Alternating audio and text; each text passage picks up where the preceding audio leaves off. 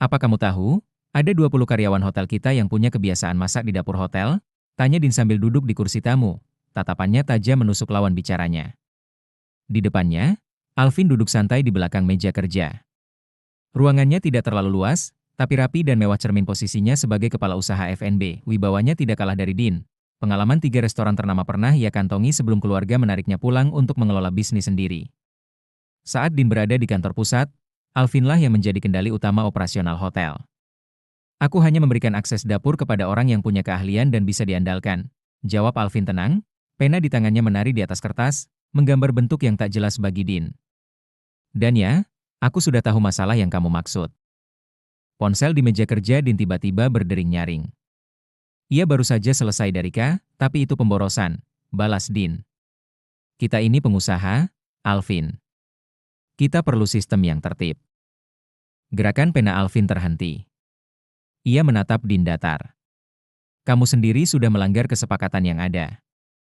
Dan sekarang kamu mau membenarkannya? Din menghela napas, mencoba meredam nada suaranya. Ini hanya. Kamu membangun persepsi yang salah, lalu mencoba memperbaikinya. Sudahlah, kita nggak perlu bicara berputar-putar, potong Alvin cepat. Din akhirnya mengaku, ya. Aku sudah minta Budi membereskan semuanya. Livana juga sudah menerima tawarannya. Nama itu Livana membuat Alvin terdiam sejenak. 3 hari lalu, perempuan itu menjadi pusat perhatian hotel. Awalnya hanya kecurigaan kecil, ia merasa seorang tamu memiliki perilaku aneh. Tapi bukan sekadar aneh di tengah pengamatan itu, terdengar suara anak-anak berteriak dari dalam kamar. Ponsel di meja kerja Din tiba-tiba berdering nyaring.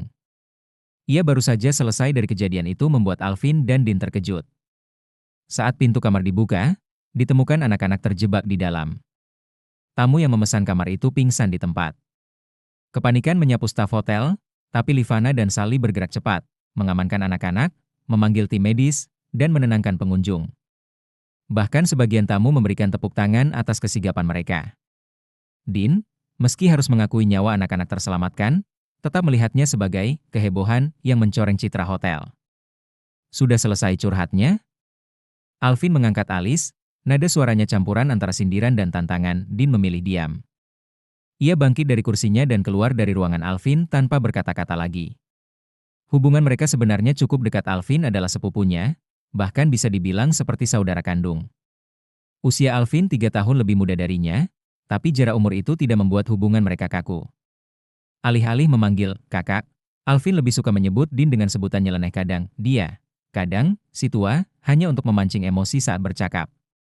Din tak mau kalah, ia memberi julukan balik, Play Bau Daun Kopi, karena Alvin punya kebiasaan mudah menarik perhatian perempuan. Pak, tuan muda ingin pergi ke taman. Dia minta izin, ucap Janu sambil menyerahkan ponsel kepada Din. Din melirik sebentar, lalu memutar tuas pintu rapat. Bilang jangan dulu. Suruh dia main di rumah saja. Suaranya tenang tapi tegas, taman yang dimaksud adalah taman di belakang komplek perumahan. Jaraknya memang tak terlalu jauh, tapi Din khawatir.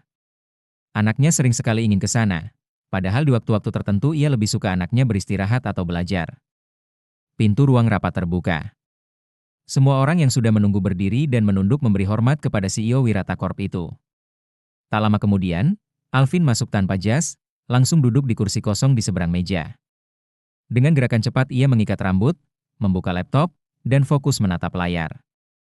Hari itu agenda rapat membahas urusan operasional hotel, dan Hotel Bandung menjadi tuan rumah. Alvin memimpin rapat tersebut. Banyak poin dibahas, termasuk masalah teknis yang memakan waktu. Alvin akhirnya memutuskan penerapan sistem CCTV terbaru dipercepat menjadi hanya 1 bulan. Setelah beberapa jam, rapat berakhir. Din bersiap kembali ke ruang kerjanya. Tuan muda hanya membaca pesan Anda, tapi tidak membalas, lapor Jalu. Din mengangguk tipis. Nanti saya bicara dengannya. Mungkin dia mau mainan baru, atau makanan. Jalu berjalan mendahului menuju lift eksekutif, menekan tombol, dan pintu lift terbuka. Mereka masuk, lalu lift membawa mereka ke lantai kantor pribadi Din. Begitu antrian selesai, Livana menarik napas panjang. Lega, semua beres, ucapnya sambil sedikit tersenyum. Tak lama, ponsel Livana yang tergeletak di meja bawah berdering dan bergetar. Ia segera duduk, meraihnya, lalu melirik Sally. "Siapa?" tanya Sally. "Rumah, nomor mama," jawab Livana singkat. Sally mengangguk pelan. "Angkat aja. Siapa tahu penting." Livana berdiri, melangkah masuk ke pintu khusus untuk petugas resepsionis, lalu mengangkat telepon. "Halo?" Dari seberang, terdengar suara ceria memanggilnya. "Halo Mama." "Saya Kiraya." Livana langsung tersenyum tipis. "Iya, anak Mama." Tanpa basa-basi, suara mungil itu meluncur cepat. "Mama, Kiraya boleh pergi ke tempat hiburan, ya?" "Sayang, nanti Mama aja yang ajak kamu ke sana." "Janji." "Tapi sekarang Mama masih kerja." "Tapi kapan?" "Om Reihan udah ngajak lo, beneran." "Kira mau sekarang?" rengek Kiraya. "Nanti, ya. Mama ajak, sama Mami Sally juga bisa." "Kira mau sama Om?" "Ayolah, Ma." Belum sempat Livana menjawab, suara di telepon tiba-tiba berubah. Kali ini suara lelaki dewasa, agak cempreng tapi jelas ia kenal betul. "Aku pergi sama Kira, ya?" katanya singkat. Telepon terputus. Livana menatap layar ponselnya, napasnya memburu. Lalu, dengan nada penuh amarah ia berteriak, "Bawa anak seenaknya? Awas kalau anakku kenapa-kenapa." Ia melangkah cepat keluar ruangan kerja, membuat Sally terdiam memandanginya, bingung sekaligus khawatir. "Kenapa?"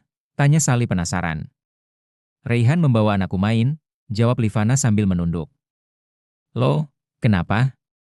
"Siapa tahu dia cocok jadi papanya Livana," ucap Sally, sambil merapikan beberapa barang pesanan pelanggan di meja. Tangannya cekatan mencatat permintaan satu persatu. Livana menarik napas pelan, lalu kembali fokus pada daftar pelanggan. Ia memberi tanda centang pada beberapa nama. "Aku nggak mau berharap banyak. Kami cuma teman sepermainan sejak kecil." "Rasanya aneh kalau harus jatuh cinta atau membuka hati untuk sahabat sendiri," ujarnya lirih. Sally mengangguk paham. "Menurutku, sebaiknya kamu tetap menemui ayah Kiraya. Siapa tahu dia sekarang justru mencari kamu," katanya, mencoba membujuk. Livana menggeleng cepat. "Tidak. Aku nggak mau membicarakan itu.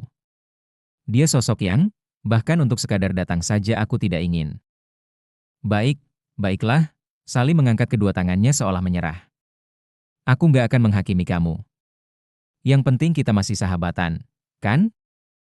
"Baik, baiklah." Sally mengangkat kedua tangannya seolah menyerah. "Aku nggak akan menghakimi kamu. Yang penting kita masih sahabatan, kan?" Livana tersenyum tipis dan mengangguk. Hari kerja mereka masih berjalan padat. Tapi sesuai aturan, jam 7 malam pegawai diperbolehkan pulang. Saat jam itu tiba, Livana dan Sally mulai berganti pakaian. Seragam kantor harus dikumpulkan ke laundry pukul 9 malam. 15 menit kemudian, keduanya keluar melalui akses jalan kaki. Mereka berjalan bersama, sampai di persimpangan. Sally memilih langsung memesan ojek online untuk berbelanja di dekat rumah, sementara Livana meneruskan langkah ke supermarket terdekat. Di sana, Livana langsung mengisi keranjangnya, 2 kardus susu kotak untuk Kiraya, beberapa camilan, dan bahan makanan lain. Kasir melayani dengan cepat karena minimarket sedang sepi. "Hai, Livana. Belanja, ya?" Suara seorang pria membuatnya menoleh. "Oh, sore, Pak Alvin." Livana sedikit terkejut. "Iya, belanja buat bekal anak. Sekalian susu coklat kesukaannya." Alvin tersenyum singkat. "Susu coklat, ya? Selera anakmu mirip Din." "Sayang, dia nggak terlalu suka susu coklat." "Pak Din suka atau enggak, sih?" tanya Livana bingung dengan ucapannya. "Suka. Tapi, ada yang di rumah nggak suka," jawab Alvin singkat, lalu mengalihkan pandangan. Ponsel di meja kerja Din tiba-tiba berdering nyaring. "Ia baru saja selesai dari, Bapak ada perlu juga di sini?" tanya Livana sambil memperhatikan kasir yang hampir selesai menghitung belanjaannya. "Mau beli minuman dan rokok?" "Tolong kopi susu 2 dan rokok DX, ya?" jawab Alvin, memesan langsung ke kasir. Setelah semua barang selesai dipacking, Livana membayar di kasir. Namun, fokusnya terusik ketika ponselnya berdering. Tangan kirinya sibuk menggenggam belanjaan, sementara tangan kanan memegang dompet. Melihat kerepotannya, Alvin cepat tanggap. Ia mengambil uang dari tangan Livana dan menyerahkannya ke kasir. Jawab saja teleponnya, siapa tahu penting, ucapnya sigap. Terima kasih, jawab Livana singkat, lalu segera menekan tombol hijau di layarnya. Din mengernyit. Iya, ada apa? Cepat ceritakan, kenapa kamu meneleponku? Anita?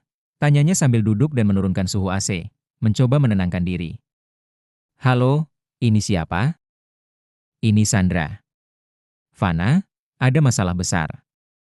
Raihan dan Kira sedang tidak baik-baik saja. Suara di ujung telepon terdengar tegang. Kak Sandra? Masalah apa? Apa yang terjadi? Nada Livana meninggi, khawatir.